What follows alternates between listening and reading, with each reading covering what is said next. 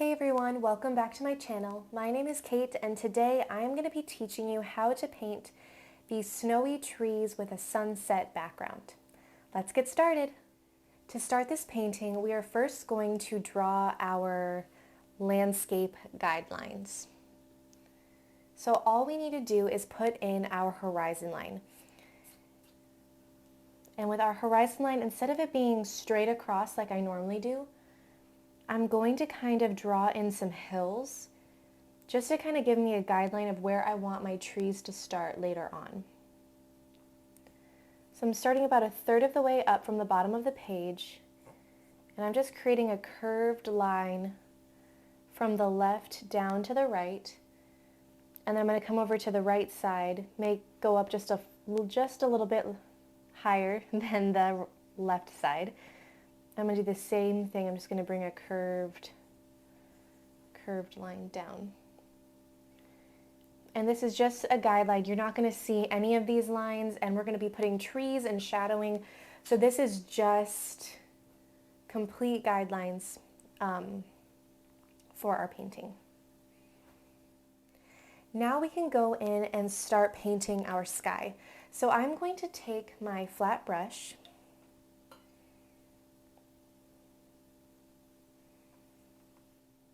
now that we have our horizon line in place, we can go in and start painting.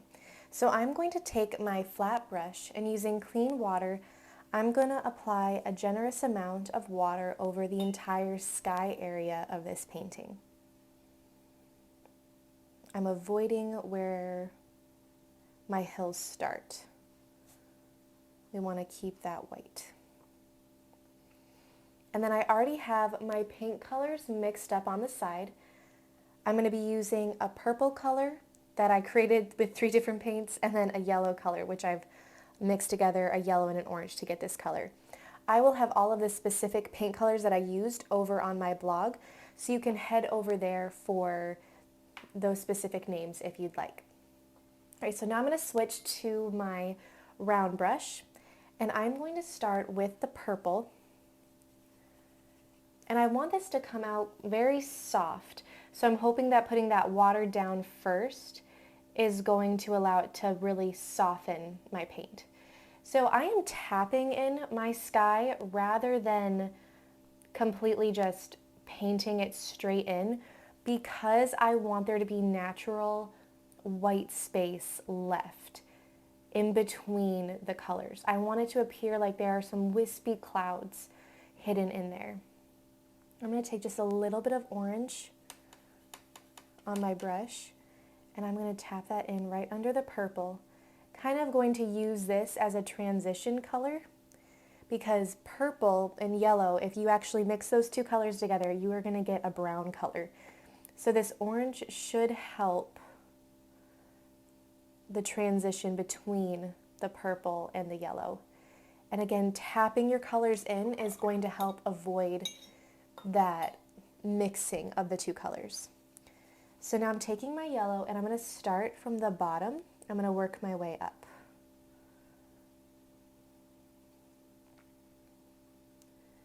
Painting right along that horizon line. I'm going to get a little bit more water on my brush. And I'm working rather quickly because I do not want my sky to start to dry. If your paper does start drying quickly, just go back in with some clean water and try to reactivate.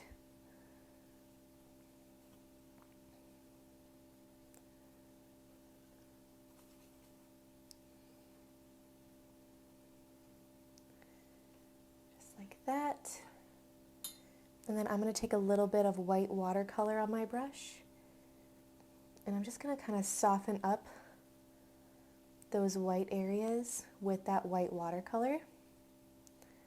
I'm cleaning my brush off every time I go in with the white watercolor, because it's going to pick up that yellow pigment or that purple pigment. So I'm going to immediately after that clean my brush and then go back into my clean white watercolor.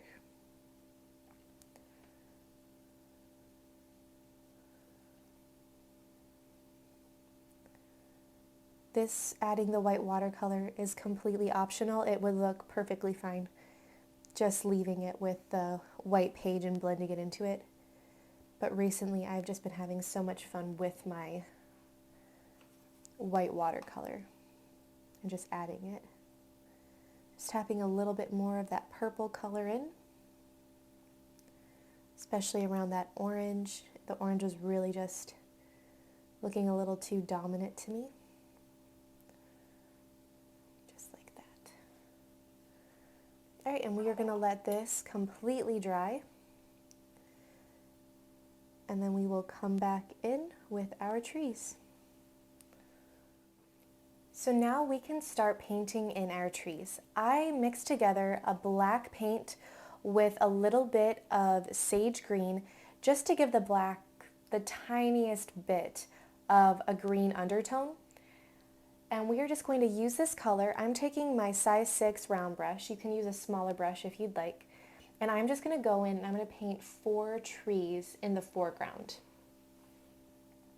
So I'm going to start at the far left. And right where the purple ends and the yellow begins is where the top of this tree is going to start. And I'm just going to draw a thin line down with the tip of my brush. And then I'm just going to add those tiny little lines coming off to make up the branches. You can make your tree as thick or as thin in certain areas as you like. You can just have fun really playing with the colors. I want a lot of these trees to be more of a pencil-like shape instead of a really thick evergreen tree.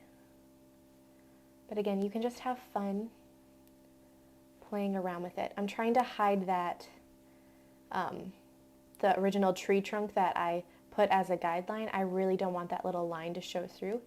So I just smudged some paint over that while it was pretty visible. The best part about these pine trees is that it is just a bunch of random lines and smudges that is going to make up your tree. You see I'm going a little bit longer than my original plan, and I still want to see that sunset seeping through the background. All right, and while this is still wet, I can go in with my other tree that's going to be close to it. This tree is going to start a little bit higher and come down a little bit lower. So about halfway up into the purple and just a very thin line coming down.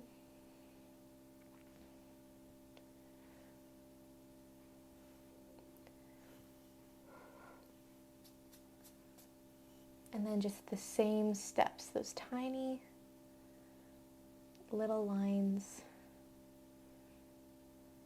to create the tree branches. I'm really going to try hard to make each tree seem unique and not the same style, which can be really hard to do. As humans, we're just prone to have a same pattern, even if we're not thinking about it. And get a little bit more paint on my brush.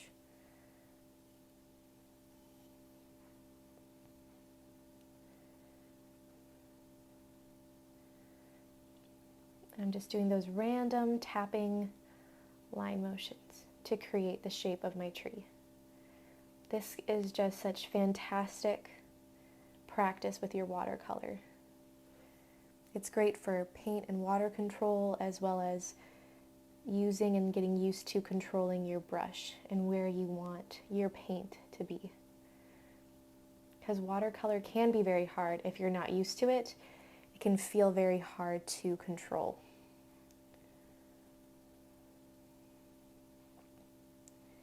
And we're not going to worry so much about seeing the stem of the trees. They're just going to really be in the shadow.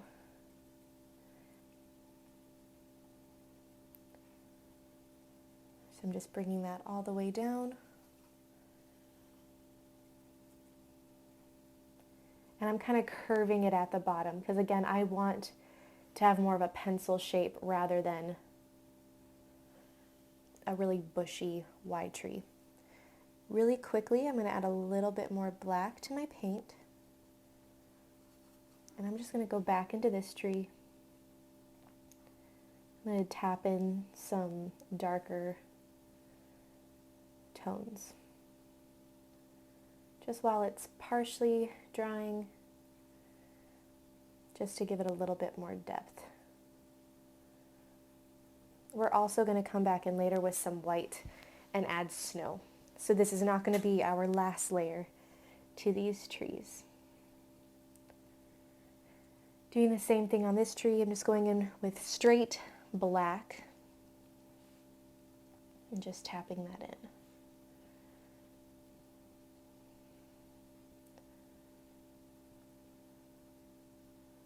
Trying to make them not just look like little dots. All right, and then we are going to let these continue to dry, and we're going to move over to the right side. We are going to leave a small space. We want some of the horizon line to be showing, so we're going to try to leave a little bit of a gap and have the rest of the trees on the right side with a space in between. I'm running out of my paint mixture, so I'm going to mix that up again real quick. So I'm taking some of that green, and then I'm going to take a lot of my black and add that into my mixture. So now that my mixture is full again, we're going to go in with that third tree. We are going to make this our tallest tree. It is going to come almost to the top. The tiniest little bit is going to be left between the tip of the tree and the top of our painting. And we're going to bring that all the way down, and it is going to come just slightly below that last tree that we painted. And then we're going to repeat the exact same steps as before. We're going to go in with the tip of our brush, and we are just going to tap in our tree shape.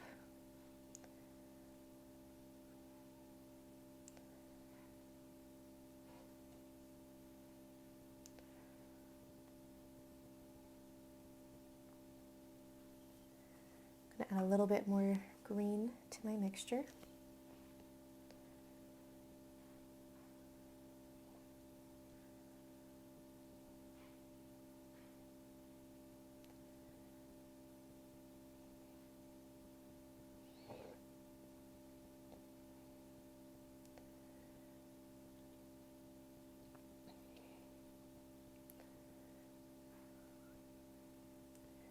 You can really see that green shine through the black when I use bigger motions. I think it looks really pretty like that.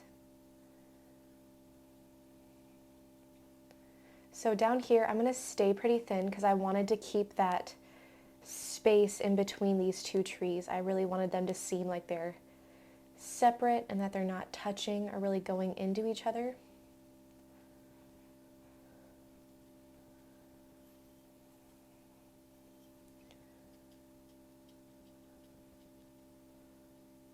So I'm just being very careful to not let those touch.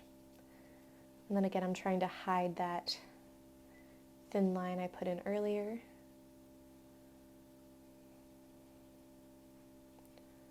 And then I'm going to curve it down and up at the bottom. Not dramatically, but just very subtly. I'm going to add that little bit of curvedness.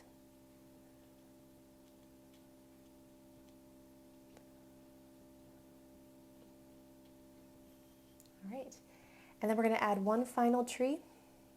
I'm going to add a little bit more water to my paint because I want this tree to seem like it's more in the background, but it's not going to be completely transparent either. I want it to still match the ones we've already put into place. So this one is going to be behind the one we just did. So I'm just going to tuck its trunk line right there. I'm going to take a little bit of the paint off my brush just to get a thinner line right there.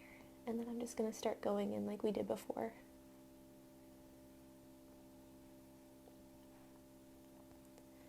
Get a little bit more paint back on my brush. And then tap this tree in. So you can see this tree is just slightly lighter than the one right next to it. And I'm not going to go over the tree that I just did. I'm going to tuck these branches behind it.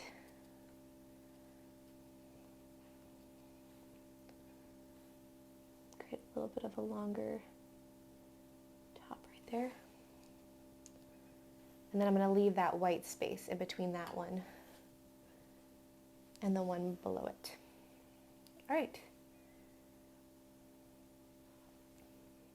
So now we are going to add some details to our snow so that these trees don't look like they're just sitting on a piece of paper. We want them to seem like they really are immersed in this landscape. So what we are going to do, I'm going to take clean water on my round brush and I'm going to apply that water just in little spots around the tree.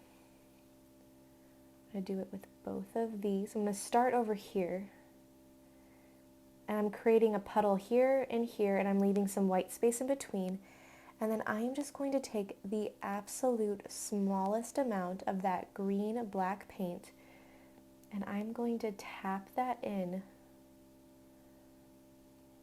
this water to create a shadow for this tree.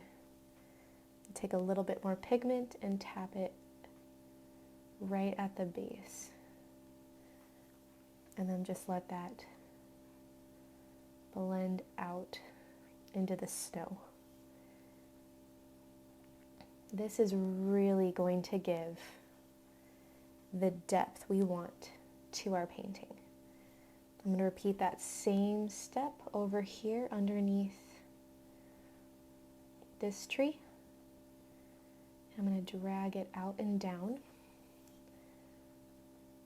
I want there to be the appearance of a hill, so I'm trying to create that with my shadows. I'm going to kind of weed that back through, leaving white space because that is very important. I'll take some clean water on my brush, make sure it's really clean, and I'm going to add some clean water down below and just kind of blend that out so there's no harsh lines where it starts and stops. All right, and I'm going to let these shadows dry, and then I'm going to move into the shadows for these two trees because I don't want it all to just mesh together. I want the shadows to really stand apart and to really give that depth of the painting. So now that our first layer of shadows has dried, we can go into our second and add in those final details. So I am going to use that same technique, getting that clean water, and I want it to be underneath this tree, but I want it to swoop downward. Apply that dark pigment right underneath.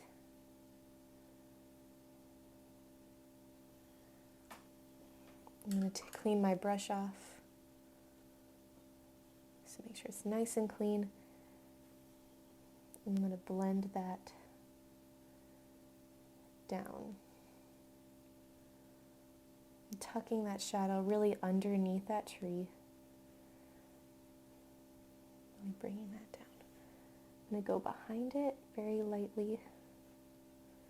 I'm going to get clean water on my brush. I'm going to blend over here and just kind of move that so it blends nicely over to the side. So letting our first shadows dry, you can tell that you can still see those shadows, and I was able to work on top of those shadows without messing them up or moving them, and I was still able to get that effect that I wanted. So I'm just tapping in a little bit of that darker paint, and then I'm going to get some more of that dark paint, tap it in right back there on this tree. And then with that dark paint, I'm just going to add a little bit more detail to this tree back here. Just feel like it looked a little too light.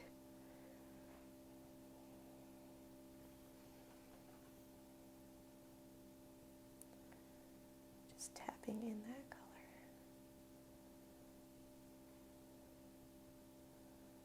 Just like that. All right, and now for the really fun part. We are going to let this dry, and then we are going to come back in with some white paint, and we are going to add snow to our trees. So now that our trees have completely dried, I'm going to take some white acrylic paint and I'm going to add it over my trees. So I'm still going to be using my watercolor brush, and I'm going to switch to my smaller brush. And I'm going to fill that brush up with water. And then I'm going to take the paint just straight out of the tube. Get a good amount on my brush. I'm going to add a little bit more water. And then I am just going to go back in over my trees and just add in some white to add that snow in just some random spots. And I like to use my smaller brush because I feel like I can just really get into tiny little areas without glopping on the white paint. You want this to feel like it's on the top of the branches rather than kind of tucked underneath. So if that helps you visualize where to put the snow, it can really help. Just think, I want it to be on top of the lines or the dots or whatever kind of pattern you used to make your tree. Just like that. I'm going to get a little bit more paint.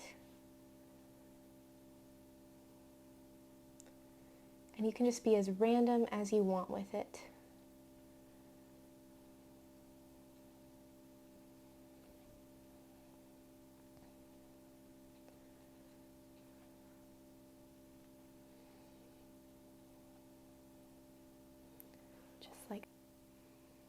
Hey everyone, so my camera stopped recording on me during our last step, so I just wanted to talk you through what I did to complete our last 3 pine trees.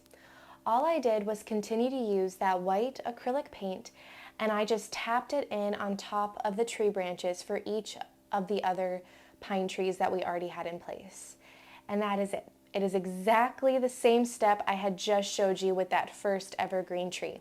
And once you add that white acrylic paint to each tree, you have a beautiful, easy watercolor winter landscape. Hey everyone, thanks for watching today's video. I hope you enjoyed it and found it helpful. If you did, please subscribe to this channel and give this video a thumbs up. If you'd like any extra details on this painting, please head over to my blog, Reflecting Creation. I'll have a link in the description box below. Hope to see you again soon. Bye.